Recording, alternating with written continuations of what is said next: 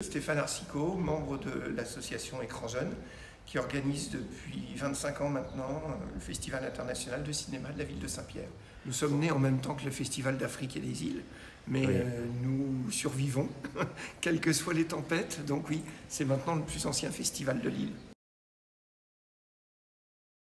Eh bien, on est un petit peu victime d'un contexte difficile, mais le public est au rendez-vous. Nous sommes très vigilants, bien sûr, à respecter les règles sanitaires, mais nous avons du monde et nous sommes très contents. Nous avons 25 films, nous avions un classique que nous passons le jour de l'ouverture.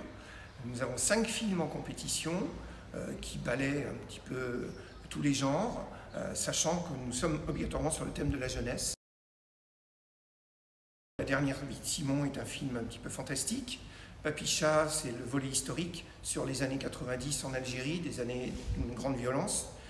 Adam est une belle histoire entre deux femmes, une jeune femme enceinte, abandonnée, qui va être recueillie par cette autre femme. Nous avons Les Éblouis sur les sectes et Jeune Juliette, qui est un film québécois que l'on a beaucoup apprécié également. Et donc, autrement, comme je le disais, 19 films en panorama. Le matin pour les plus jeunes, comme La Cabane aux Histoires ce matin, où vraiment les 3 ans, à partir de 3 ans, on peut s'y retrouver. Et puis l'après-midi pour les ados, voilà, dont 3 mangas cette année.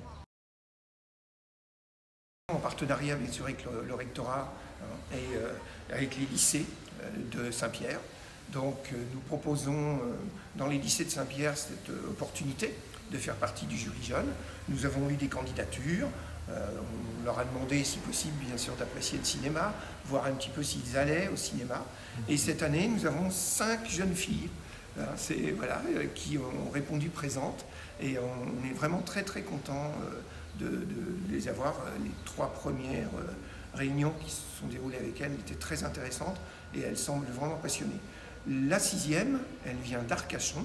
Elle a été tirée au sort lors du Ciné Sans Frontières, du Festival Ciné Sans Frontières en début d'année, avec lequel nous sommes également en partenariat. Et donc elle représente Arcachon, le festival, et elle est parmi nous pour cette semaine. Non, en fait, le contexte fait qu'on a abandonné l'idée d'un grand jury.